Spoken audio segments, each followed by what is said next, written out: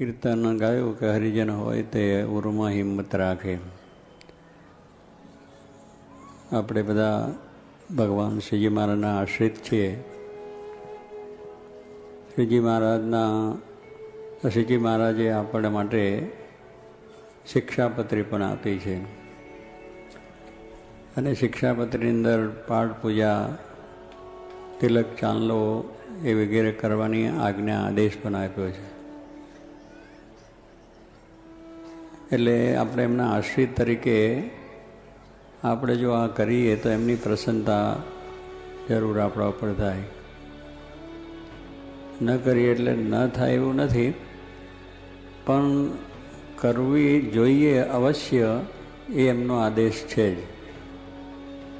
કે કોઈ પણ ધર્મની અંદર એનું ચિહ્ન હોય છે, આપ બધા જાણો છો કે આપણે જે કંઈ આપણા ધર્મો હિન્દુ સનાતની જેટલા આપણે કહેવાઈએ છીએ એ આ પ્રમાણે એનું એક ચિહ્ન હોય છે અને એ જ પ્રમાણે કરે છે.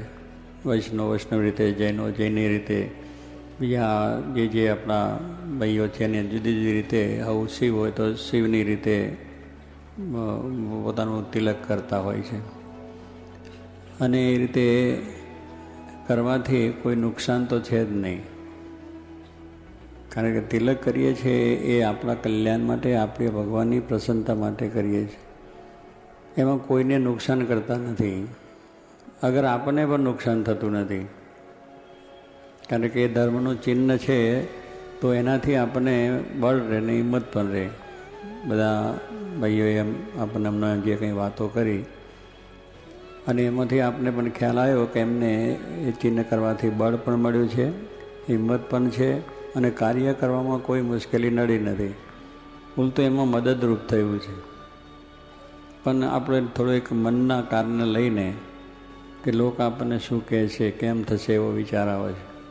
પણ પોતાના ધર્મનું ચિહ્ન છે એ ધારણ કરવું એ કંઈ કોઈ પ્રકારે કોઈ દેશને, કોઈ સમાજને, કોઈ વ્યક્તિને આપણે નુકસાન કરતા નથી, એ હકીકત વસ્તુ છે. જો કોઈ નુકસાન થતું હોય તો આપણે ન કરીએ, બરાબર, પણ ભગવાનનો આદેશ છે એ કોઈને નુકસાન થાય એવો છે જ નહીં. શ્રીજી મહારાજે જે કંઈ આદેશો આપણને આપ્યા છે કે કોઈ પણ બીજા ધર્મશાસ્ત્રોની અંદર કે ધર્મગુરુઓ કે આચાર્ય જે અવતારો થયા છે એમને જે કંઈ આદેશ આપણને આપ્યા છે એ બીજાને નુકસાન થાય એવા નથી. બીજાને એને ન ફાવે તો ન કરે, પણ એને નુકસાન કરતાં તો આપણે નથી થતું. એટલે એ કરવામાં આપણને જરા જે થોડી ઢીલાશ રહે છે એ મનનું કારણ છે. એટલે આ પ્રમાણે દરેક ધર્મોવાળા પોતાનું ચિહ્ન કરે છે અને પોતાનું કાર્ય કરે. નોકરી હોય તો નોકરી, ધંધો હોય તો ધંધો, વ્યવસાય તો વ્યવસાય એ કરે છે. પશ્ચિમ દેશોની અંદરથી આપણને આ પ્રમાણે લાગ્યું, કારણ કે બીજા આમ તો જુઓ તો ક્રિશ્ચન લોકોને પણ ચિહ્ન તો છે જ, ક્રોસ રાખે જ બધા. એના મસ્જિદની અંદર પણ, એમના ચર્ચની અંદર પણ ક્રોસ હોય છે જ. તો પછી ક્રોસ રાખવાનો અર્થ શું છે? જો એ કંઈ ભગવાનને ના માનતા હોય, કંઈ ચિહ્નને ના માનતા હોય, કે કોઈ આ વસ્તુ ન માનતા હોય તો ક્રોસ રાખે છે. કેટલા ક્રોસ પોતે લટકાવે છે ખરા, અને એ પ્રમાણે ક્રોસ કેટલાને ભેટ પણ આપે છે. તો એ પછી એક ચિહ્ન થઈ ગયું છે, એ ભગવાનનું એક ચિહ્ન છે. અને એ રીતે એ ભગવાનને મૂર્તિમાન પણ માને છે, ભલે એને ક્રોસને માને છે તો ક્રોસ પણ એક ભગવાનનું ચિહ્ન માનીને જ કરે છે. તો ભલે આપણે મૂર્તિઓ પધરાય છે એ રીતે રાખે છે. મુસ્લિમ ધર્મની અંદર પણ એમનો ચાંદનો પેલું અને મસ્જિદની અંદર છે, પણ એ પણ અમુક રીતે આ પ્રમાણે એમની માન્યતા છે જ, અને એ રીતનું જ પોતાનું કંઈક ચિહ્ન રાખી અને કાર્ય કરે છે. તો કહેવાનું શું છે કે દરેકની અંદર છે, છતાં પણ પશ્ચિમના દેશોની કેટલીક આપણા ઉપર અસર હોવાથી આપણે ચિહ્નનો આ તિલક ચાંદલો કરવામાં જરા મન મોરું પડી જાય છે. ભણ્યા ગણ્યા આગળ વધ્યા બીજું ત્રીજું, એટલે આપણને જરા થયું કે આ આપણી ફેશનમાં જરા ખામી આવી જાય. ફેશનમાં કંઈ ખામી આવતી જ નથી. એટલે મેં કહ્યું એમ મન પોતાનું એટલું એ નથી રહેતું, એટલે જેથી કરીને મનમાં થાય એટલે બીજું કાંઈ નથી, બીજો શું કહે છે એ આપણને વિચાર આવે છે. બીજો મારી મસ્કરી કરશે, બીજો મને કંઈક બીજી રીતે કહે છે. અગર મારા જે કંઈ નોકરી ધંધામાં ખામીઓ છે, મારો ધંધો નહીં થાય. કારણ કે કેટલાક રીતે ધંધાની પણ અસર માની બેસે કે આપણા ધંધામાં અસર થાય કે આપણે તિલક ચાલો કરો, પેલો જે આપણો જે માલ લેવાનો હોય એને એમ થાય કે આ તો ભગત લાગે છે એટલે જતો રહે, એમ માનીને પણ આપણને મનમાં દુઃખ થાય છે.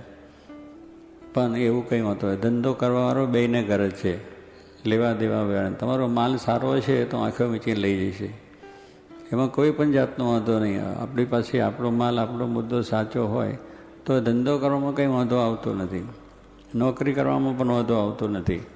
કારણ કે નોકરીવાળાને પણ સારા માણસોની જરૂર છે જ. તમે તિલક ચાંદલો કરીને પ્રમાણિકપણે તમારી સેવા જોશે તો એને પણ વધારે થશે કે નહીં, ભલે તમે રહ્યા ભાઈ.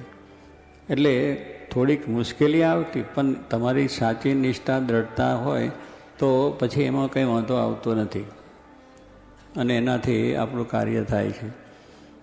આપણા સ્પીકર આયંગર હતા, આપ બધાને જાણો છો, સાઉથના હતા અને સાઉથના હોવા છતાં પણ એ પોતે તિલક પોતાનું કરીને જતા હતા.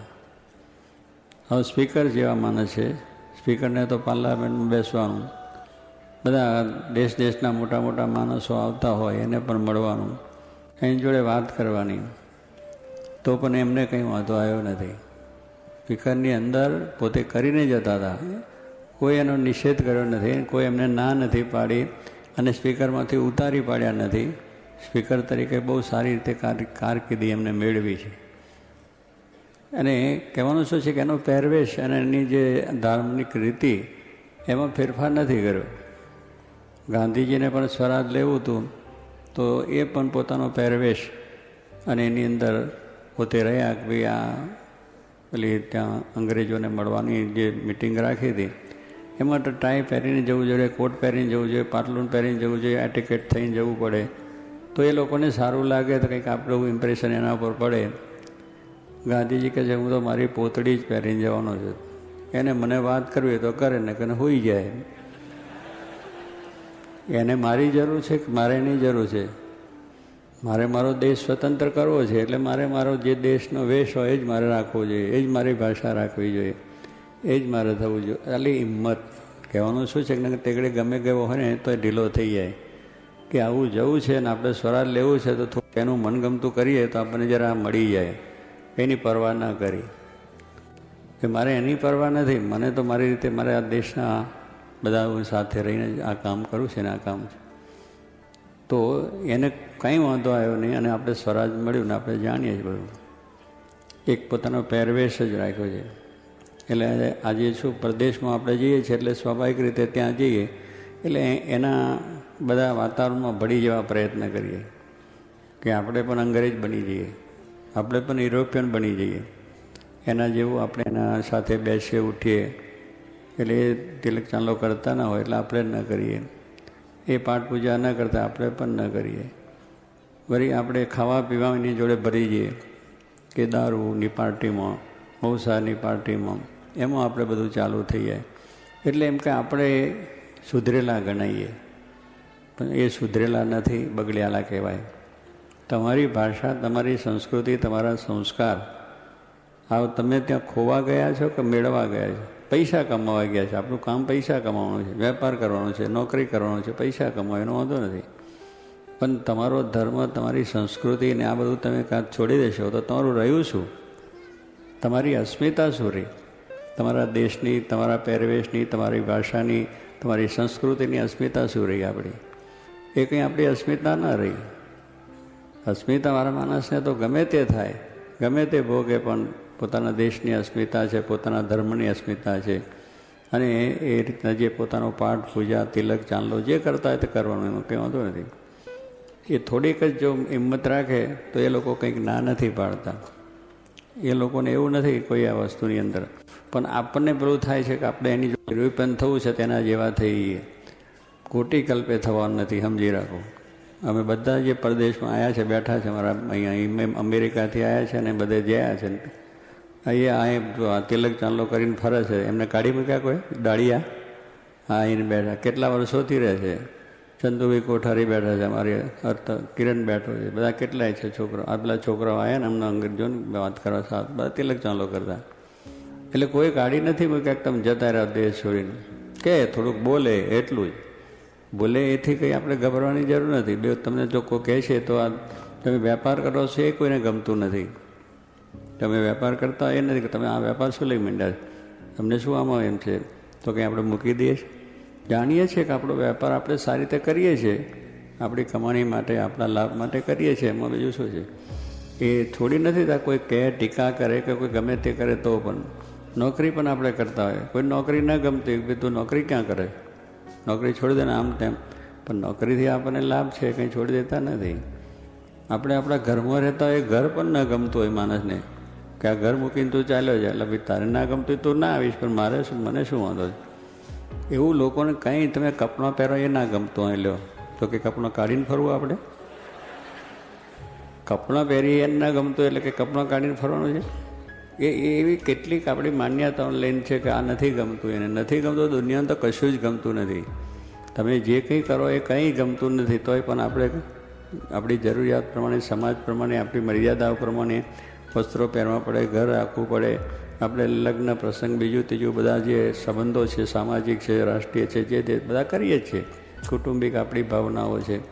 આજે કૌટુંબિક ભાવનાઓ પણ આપણી ન રહે, કારણ કે એના જો વિચારો છે એ લોકોના જુદા છે, તો આપણી સમાજ વ્યવસ્થા તૂટી જાય, કૌટુંબિક ભાવનાઓ પણ ચાલી જાય.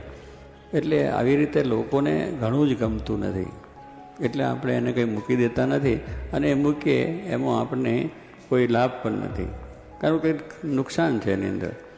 કારણ કે આપણે જે અત્યાર સુધી આપણી ભારતીય રીતે રહેલા માણસો છે એને એ દરેક રીતે પોતાના કૌટુંબિક સામાજિક જે આખા નિયમો છે એ નિયમોની જેટલો ભંગ થયો એટલું મુશ્કેલી થઈ ગઈ. આજે સમાજની અંદર કેટલી મુશ્કેલી આપણને થઈ, કારણ કે સમાજ વ્યવસ્થા તૂટી ગઈ છે. માણસને એને ધર્મની વાત મૂકી દીધી, આ નીતિ નિયમનું ધોરણ મૂકી દીધું, આવી જે ભાવનાઓ છે એ મૂકી દીધી, એકબીજા પ્રત્યેનો જે પ્રેમ ભાવ છે એ પણ ન રહ્યો, કુટુંબની અંદર પણ ન રહ્યો, સમાજમાં પણ ન રહ્યો. એટલે આવી રીતે બધું થવાથી આપણે ધીરે ધીરે ધીરે ધીરે ધર્મથી વિમુખ થતા જઈએ છીએ. આપણી જે ધર્મની જે રીત રિવાજો, પ્રચાર, જે કંઈ મંદિરમાં જવું, પાઠ પૂજા કરવું, સત્સંગ કરવો, ધર્મગ્રંથો વાંચવા, ઘરમાં એને રાખવા કરવા. આજે ધર્મ રાખીએ તો કે આ વળી ભગતળાથીને પુસ્તકો શું રાખે, અત્યારે તો બધા એક્ટરોનો બધા ઘણી જાતના ચિત્રો, ઘણી જાતના બીજા પુસ્તકો આવે છે જેમાં વિચિત્ર લખેલું હોય, અનેક જાતના આપણા ઘરમાં આપણે બધાને છિન્નભિન્ન થતું હોય, એવું બધું ઘણું આપણે રાખીએ છીએ. તો એની કંઈ શરમ નથી આવતી, એનું કંઈ આપણને વાંધો નથી આવતો. આપણા ઘરમાં ટીવી છે ને ટીવીમાં તમે ઘણું વિચિત્ર જોતા છો બધા ભેગા છે. હવે એ તમને ના ગમે ને બીજાને ના ગમે તો એ રાખીએ છીએ. એટલે આવું ખરાબ વસ્તુ જો રાખવાને આપણને કંઈ વાંધો નથી આવતો, તો સારી વસ્તુ જેમાંથી પ્રેરણા મળે છે એવી વસ્તુ કરવામાં આપણને વાંધો હોઈ શકે છે.